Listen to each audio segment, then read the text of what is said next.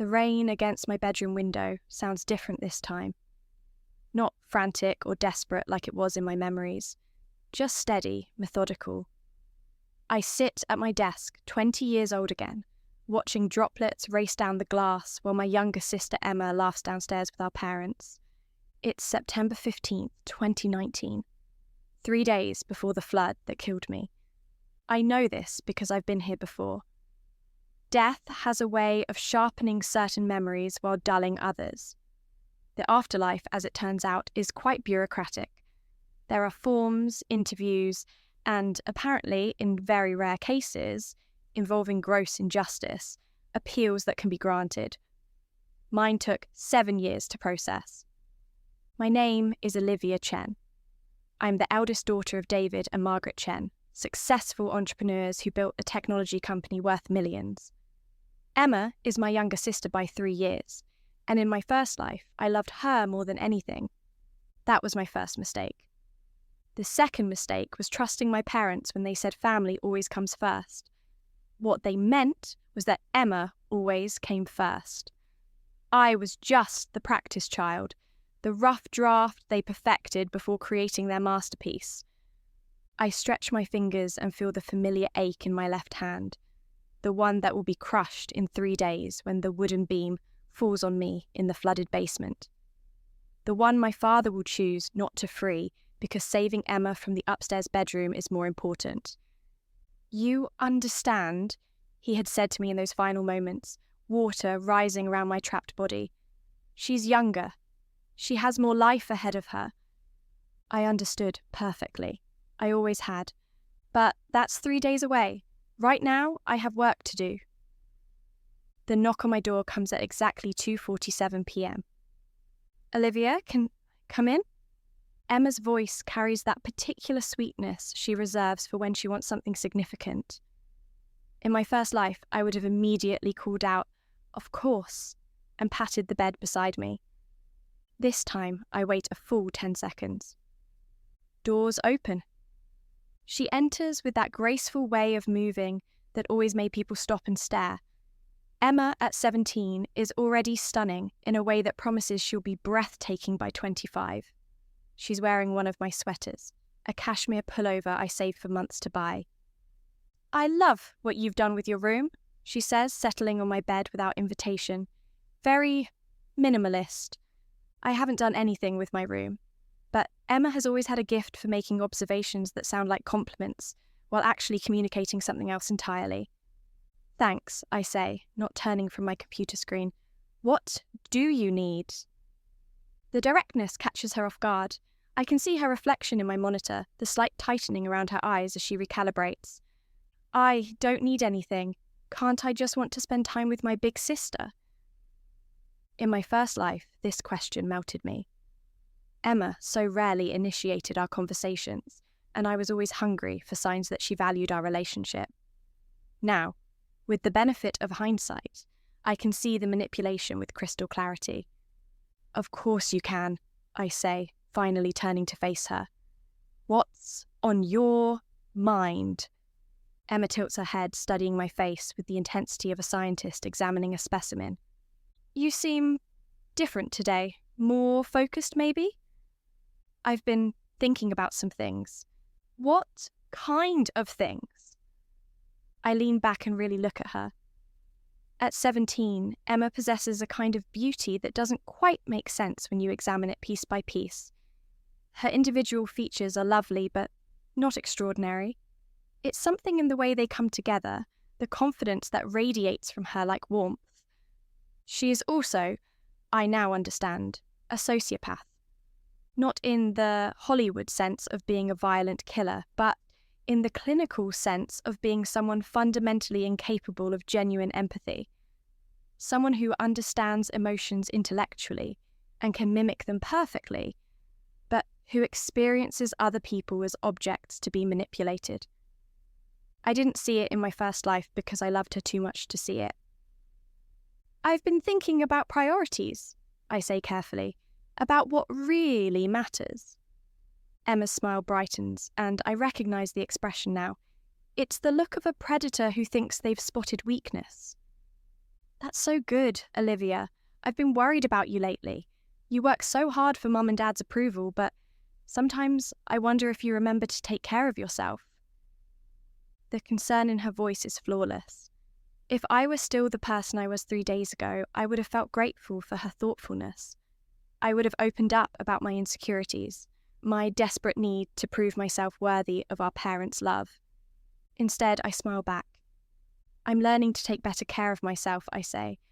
It's funny how much clearer things become when you step back and really examine your relationships. Something flickers across Emma's face, too quick for most people to catch, but I'm watching for it now. What do you mean? Just that sometimes we make assumptions about people's motivations. We give them credit for caring about us when really they're only thinking about themselves. Emma is quiet for a long moment, her fingers picking at the hem of my sweater. Are you talking about anyone specific? I could end this right now. I could tell her exactly what I know, exactly what she's planning to do in 3 days when the flood waters rise. I could explain how she's been systematically undermining my relationship with our parents for years, positioning herself as the valuable daughter while casting me as the disposable one. But that would be inefficient. Emma is smart enough to adapt if she knows I'm onto her. Better to let her think she still has the advantage. No one specific, I say, just general observations about human nature. Relief washes over her features, so subtle that I almost miss it.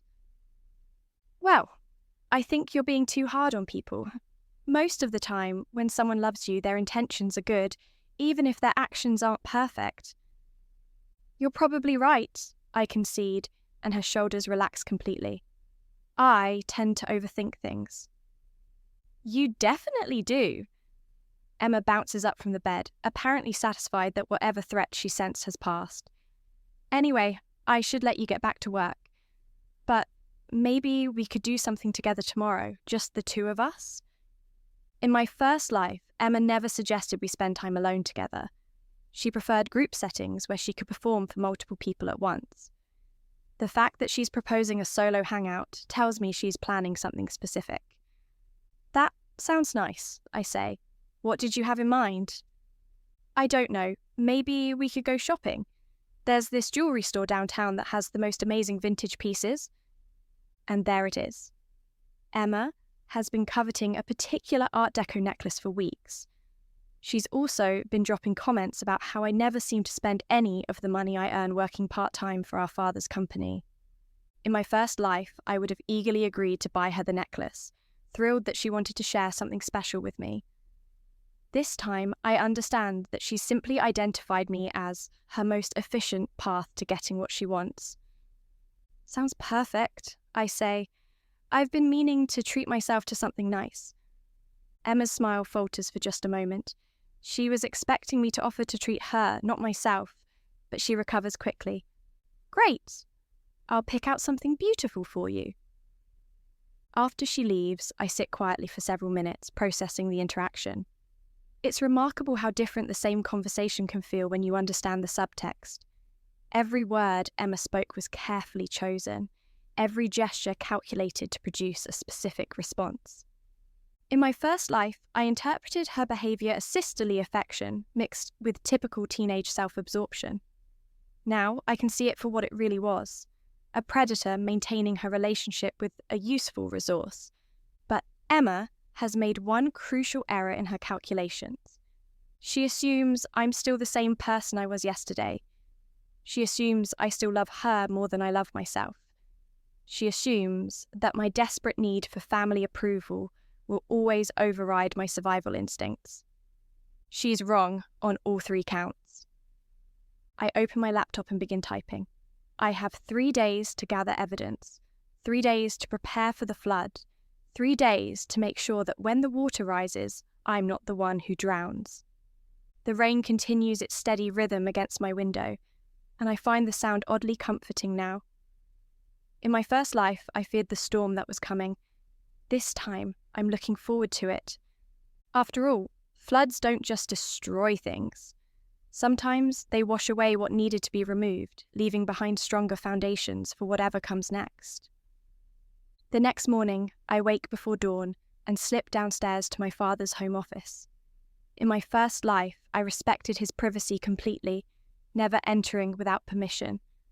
Now I understand that respect is a luxury I can't afford. The office is exactly as I remember: mahogany desk, floor-to-ceiling bookshelves, and the wall safe hidden behind his MBA diploma. I know the combination because I watched him open it countless times in my peripheral vision, never thinking I'd need the information. Inside, I find what I'm looking for: the updated will. My hands don't shake as I photograph each page with my phone. In my first life, I would have been horrified by my own behaviour, consumed with guilt over violating his trust. Death has a way of clarifying what actually matters versus what we're taught should matter. The will is dated 2 months ago, shortly after Emma's 17th birthday. In it, she inherits 70% of the family assets, including the company. I receive 30%, with a clause stating that if anything happens to me before age 25, my portion reverts to Emma. I photograph the lawyer's business card clipped to the documents. Jonathan Wright, estate planning attorney. The same man who, in my first life, approached my parents about updating their estate plans to reflect changing family dynamics. Emma's influence, I now realise. She's been orchestrating this for months. But there's something else in the safe. Something I don't remember from my hazy final moments. A life insurance policy on me taken out 6 months ago. $2 million, with Emma as the sole beneficiary. My parents don't know about this policy. The signature on the application is Emma's, perfectly forged in my handwriting. I photograph everything and replace the documents exactly as I found them. By the time I hear movement upstairs, I'm back in my room, cross-referencing insurance fraud statutes on my laptop. Olivia? My mother's voice carries up the stairs. Breakfast! Margaret Chen is a small woman with sharp features and an even sharper mind for business. She built the company's financial infrastructure while my father handled product development. In my first life, I admired her efficiency and tried desperately to earn her approval. Now I see her differently. She's not evil, but she's pragmatic to a fault. In her worldview, resources should be allocated where they will provide the greatest return. Emma is beautiful, charming, and socially gifted. I am useful, but replaceable. You're up early, she observes as I enter the kitchen. Couldn't sleep. Too much coffee yesterday. Emma appears moments later, looking perfectly put together, despite the early hour. She kisses our mother's cheek and slides into the seat beside me. Good morning, sister dear. Ready for our shopping trip? Looking forward to it. My father joins us, already dressed for the office despite the weekend. David Chen is a tall man with greying temples, and the kind of confident bearing that commands respect in boardrooms.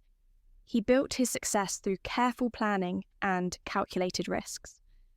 Unfortunately, he's never calculated the risk of trusting the wrong daughter.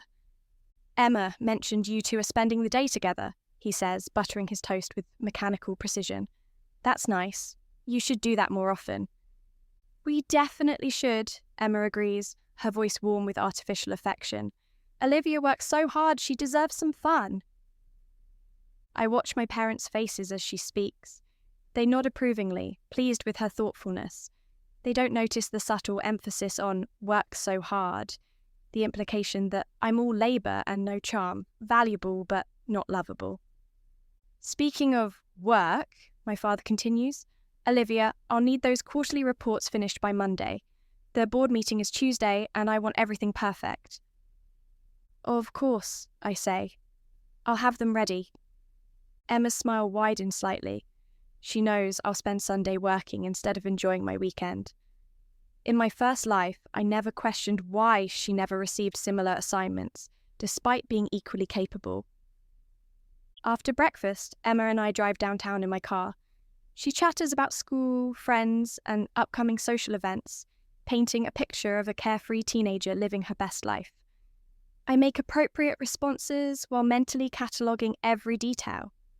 The jewellery store is a small, elegant boutique specialising in estate pieces. Emma leads me directly to a display case near the back, where the Art Deco necklace sits like a captured star. "Isn't it gorgeous?" she breathes, pressing her face close to the glass.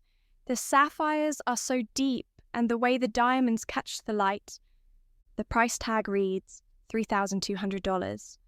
In my first life, I would have bought it without hesitation, thrilled to see her so happy.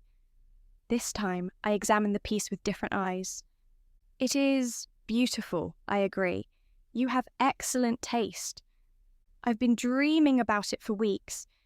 Do you think, would you consider?" She lets the question hang in the air, her expression hopeful and vulnerable. It's a masterful performance, and I can see why it worked so well on me before.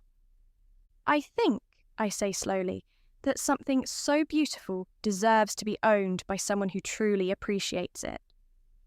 Emma's face lights up and she starts to thank me. I hold up a hand. "Which is why I'm going to buy it for myself." The words hit her like cold water. Her expression freezes for a moment before she recovers, but I catch the flash of genuine anger in her eyes. "Oh," she says carefully, "I didn't realise you were interested in jewellery."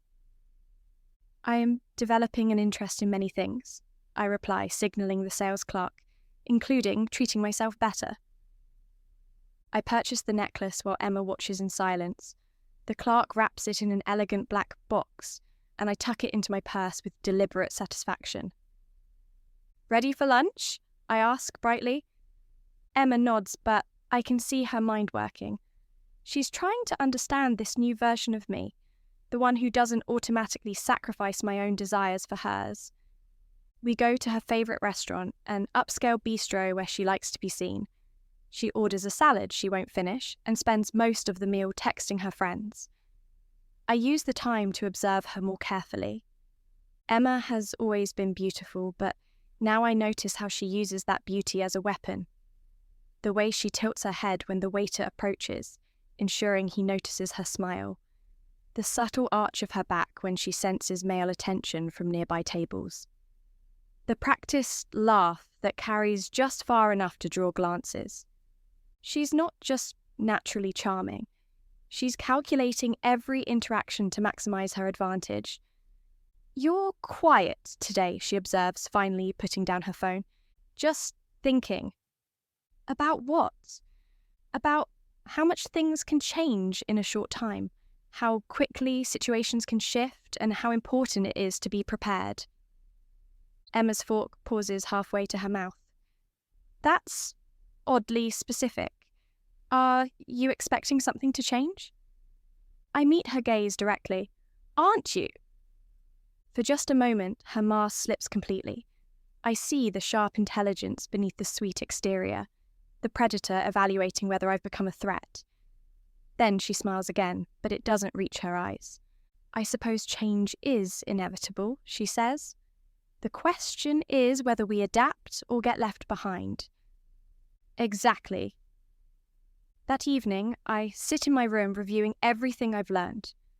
The forged insurance policy is a smoking gun, but I need more context.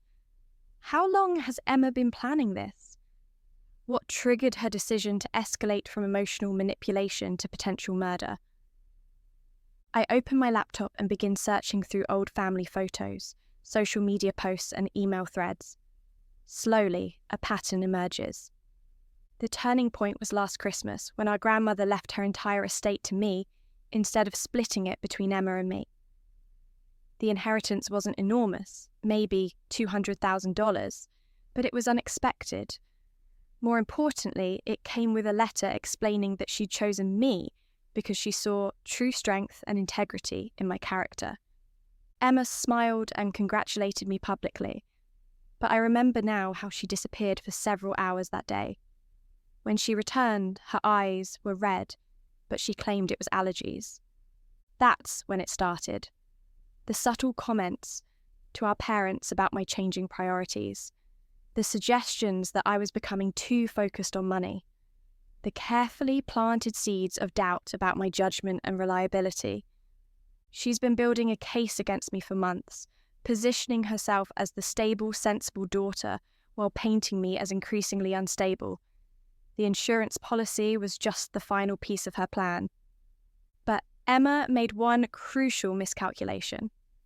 She assumed that our parents' preference for her was absolute, that they would never question her version of events. She didn't account for the possibility that someone might survive to challenge her narrative. I close the laptop and lie back on my bed, listening to the rain that's been falling steadily all day. Tomorrow is September 17th, the day before the flood. Time to start setting my own traps. Emma wants me dead so she can inherit everything and play the grieving sister who bravely carries on the family legacy. She's planned every detail except one. She doesn't know that I know. That knowledge is about to become the most dangerous weapon in my arsenal. I fall asleep, planning her downfall, and for the first time since my return, I sleep peacefully. Tomorrow, the real game begins. September the 17th dawns grey and ominous. The rain has intensified overnight, and weather reports are predicting flash flood warnings by evening. I watch the news with my coffee, noting every detail I remember from my first life. The meteorologist explains how the storm system will stall over our valley, dumping unprecedented amounts of water in a short time. The drainage systems, built for normal rainfall, won't be able to handle the volume. Low-lying areas will flood first, including our neighbourhood. Emma appears in the kitchen wearing designer jeans and a cashmere sweater. My cashmere sweater, I notice. She's dressed for an important day, though she probably thinks I don't realise what she has planned. "Terrible weather," she comments, pouring herself orange juice. "I hope it doesn't get worse." "The forecasters seem worried," I reply casually. "They're recommending people stay indoors tonight." "Really? That's probably smart." But I can see the calculation in her eyes. Bad weather means fewer witnesses, more chaos, easier to cover up whatever she's planning. In my first life, I went to the basement that evening to retrieve old photo albums our mother wanted to preserve. Emma suggested it, claiming they might get damaged if water seeped in. Now, I understand it was a trap. She knew the basement would flood first. She knew I'd be trapped when the support beam fell, the one that had been carefully weakened over several weeks. This time, Emma won't find me quite so cooperative. My parents leave for an emergency board meeting around noon. The company's servers are housed in a building near the river, and they need to implement backup protocols before the flooding begins. They'll be gone for hours, leaving Emma and me alone. Perfect. I spend the afternoon setting up my own preparations. First, I move my car to higher ground 3 blocks away, claiming I'm worried about street flooding. Emma doesn't question this. It seems like reasonable caution. Next, I discreetly place a small recording device in the basement, hidden behind the water heater. If Emma tries to spring her trap, I want documentation of every word. Finally, I call Jonathan Wright's law office and leave a message requesting an urgent appointment to discuss irregularities in my family's estate planning. I don't expect him to call back today, but the message will be time-stamped, creating a trail of my suspicions. Around 4 p.m, as the rain reaches a steady downpour, Emma makes her move. "Olivia," she calls from downstairs, her voice carefully urgent. "Mum asked me to get those photo albums from the basement before they get damaged. Could you help me? Some of the boxes are really heavy." In my first life, I rushed downstairs immediately, eager to help preserve our family memories. This time, I take my time getting ready, pulling on rain boots and a waterproof jacket. "Coming," I call back, slipping a small flashlight and my phone into my pocket. The basement is already showing signs of moisture. Small puddles have formed near the foundation walls, and I can hear water trickling somewhere in the darkness. Emma has positioned herself near the far corner, where the photo albums are supposedly stored. More importantly, she's standing directly under the support beam that will accidentally fall.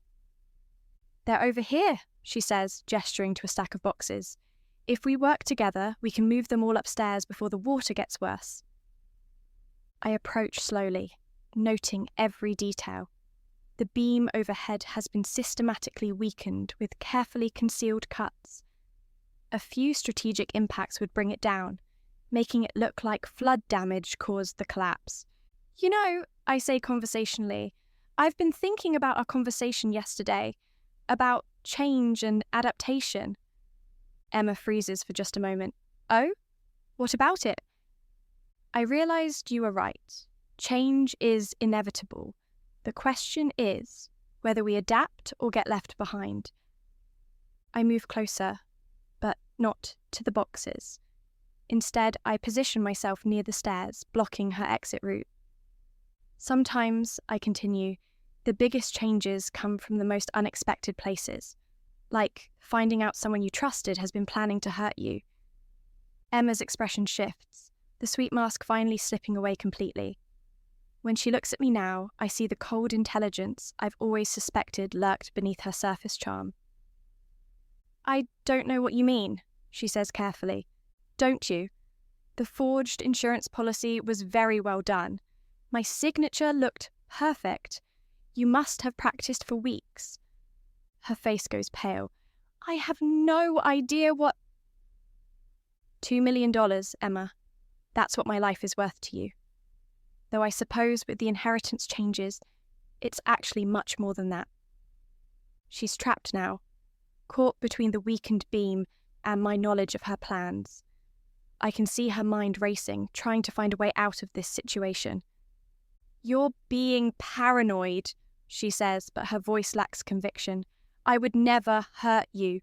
You're my sister. Half-sister, I correct, and only when it's convenient for you. The water level has risen noticeably in the past few minutes. Soon, this basement will be completely flooded. But instead of being trapped down here, I'll be safely upstairs while Emma faces the consequences of her own trap. The beam above you has been weakened, I say matter-of-factly. Careful, precise cuts designed to make it fall at just the right moment. You've been planning this for months, haven't you? Ever since grandmother left me the inheritance? Emma's composure finally cracks completely. You don't understand, she snaps. Everything was supposed to be mine. I'm the one they love. I'm the one who matters to them. You're just there, taking up space, taking resources that should belong to me. So you decided to eliminate the competition. I decided to solve a problem. Her voice turns cold, calculating. You would have died anyway, eventually. I just expedited the process. I pull out my phone and stop the recording app. Thank you. That confession will be very helpful. Emma's eyes widen as she realizes what I've done. She lunges toward me, but I'm already moving toward the stairs. Her foot catches on one of the photo album boxes, the ones she supposedly wanted to save, and she stumbles. The impact of her fall sends vibrations through the damaged support beam. Olivia! She screams as the beam creaks ominously above her. Help me! I pause at the bottom of the stairs, looking back at her. In my first life, I would have risked everything to save her, even knowing what she'd done.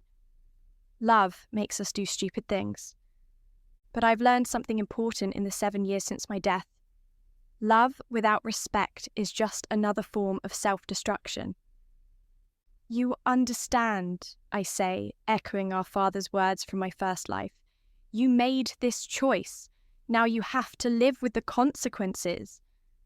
The beam gives way with a thunderous crack, crashing down exactly where Emma is trapped by the rising water.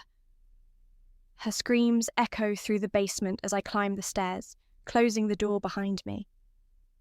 I call 911 from the kitchen, reporting a collapse in our basement. The dispatcher assures me that emergency crews are on their way, though response times are delayed due to the flooding. Then, I sit at the kitchen table and wait. Through the window, I can see the water levels rising steadily. The basement will be completely flooded within the hour, just as it was in my first life. But this time, I'm not the one drowning in the darkness.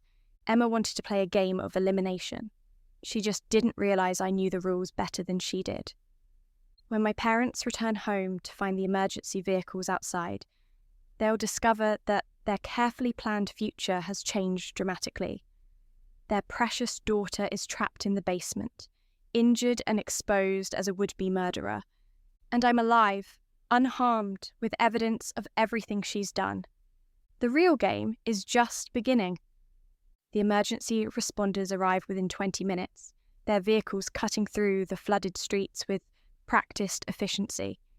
I meet them at the door, playing the role of the distraught sister perfectly. "Thank God you're here," I sob, leading them toward the basement door. My sister went down to save some family photos, and then I heard this terrible crash. The door is stuck, and I can hear water down there. The fire captain, a weathered man named Rodriguez, assesses the situation quickly.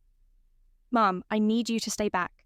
This kind of structural collapse in flood conditions is extremely dangerous." They work for 45 minutes to extract Emma from the basement. When they finally bring her up on a stretcher, she's unconscious, her left leg crushed beneath the beam exactly as my hand had been in my first life. The irony is so perfect, it almost makes me smile. But I maintain my composure, holding her hand in the ambulance while she drifts in and out of consciousness from the pain medication. "Why?" she whispers during one lucid moment, her eyes focusing on me with difficulty. "Why didn't you save me?" "I tried," I reply softly, ensuring the paramedic can hear every word. "I called for help as soon as I heard the crash. You're going to be okay." She stares at me with growing horror as she realises I'm not just going to let her believe this was an accident. I lean closer, my voice barely audible over the sirens.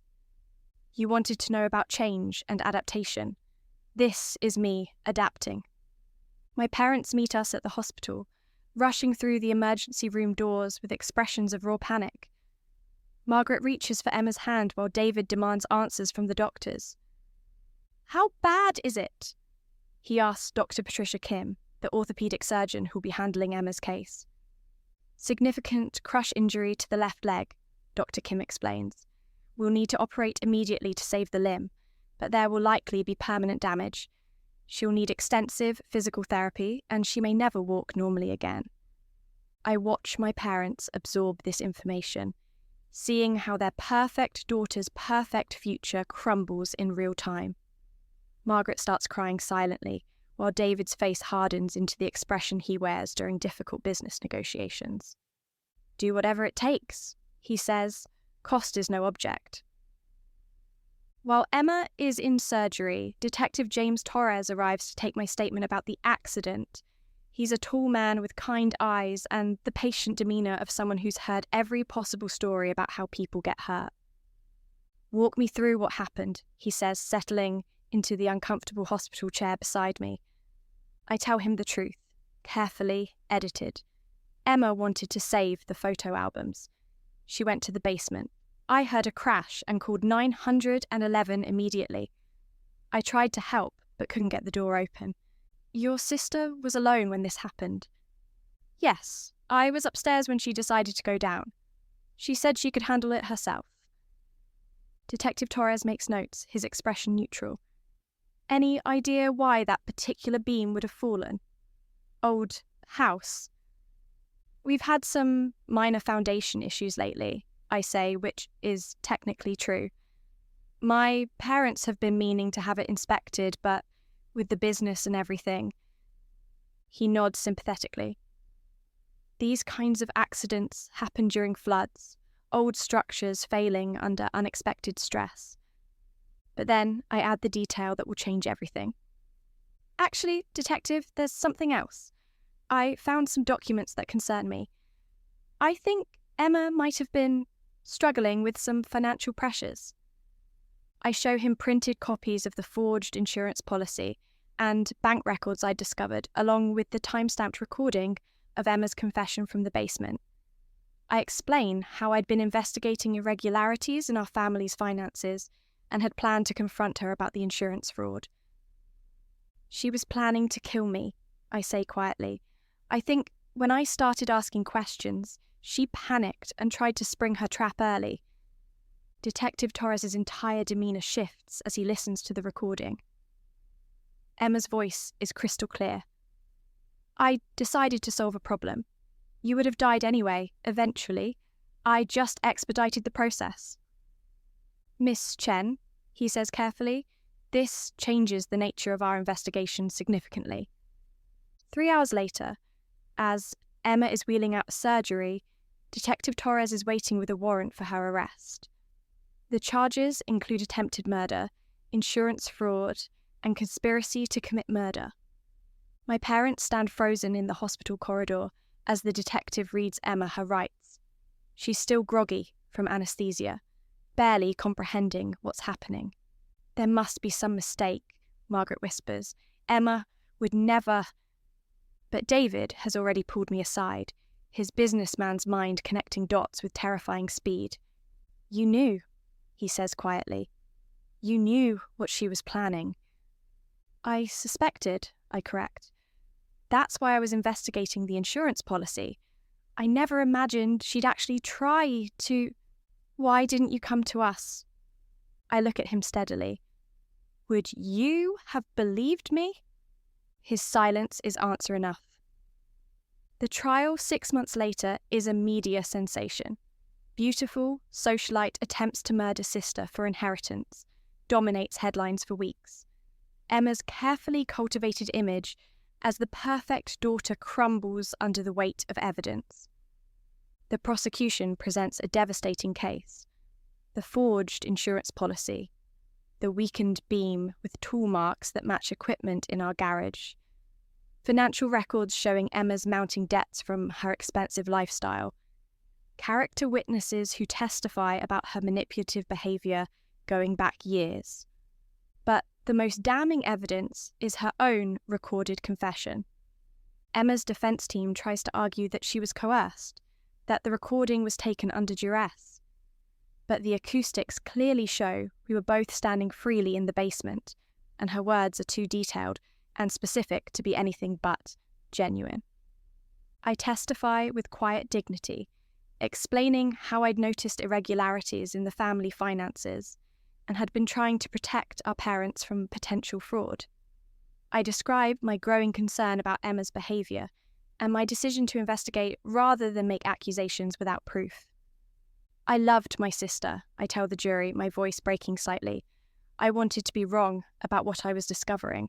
I never imagined she would actually try to hurt me. The jury deliberates for less than 4 hours. Guilty on all counts. Emma receives 15 years for attempted murder, with additional time for the fraud charges. Her left leg heals badly despite multiple surgeries, leaving her with a permanent limp and chronic pain. The beautiful, graceful girl who once commanded every room she entered now struggles to walk across a courtroom. But the most satisfying aspect of her punishment isn't physical, it's social. Her friends abandon her completely once the truth comes out. Her social media accounts, once filled with admiring comments, become wastelands. The university she planned to attend rescinds her acceptance. Emma Chen, who built her identity on being desired and admired, becomes someone people cross the street to avoid. Meanwhile, I inherit everything. The updated will is invalidated due to Emma's fraud conviction, reverting to the previous version that split everything equally between us. But with Emma in prison, her portion is held in trust, managed by me. I finish college with honours and take over significant operations of the family business. My parents, aged by the scandal and their own guilt over favouring Emma, gradually step back from active management. The company thrives under my leadership.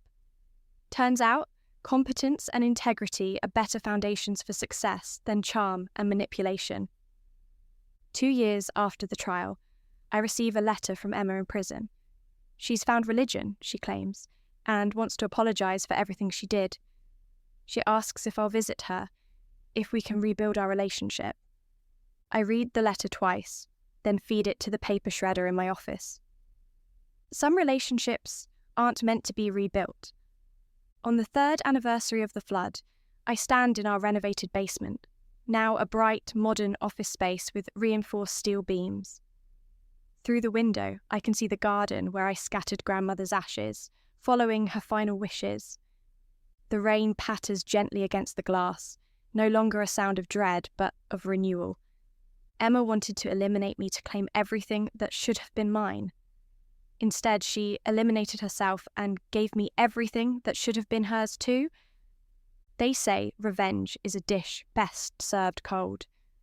But I've learned it's even more satisfying when it's served with perfect justice. Some floods destroy everything in their path. Others simply wash away what was never meant to remain, leaving behind something stronger and more beautiful than what came before. I smile and return to my work, building the future Emma thought she had stolen from me.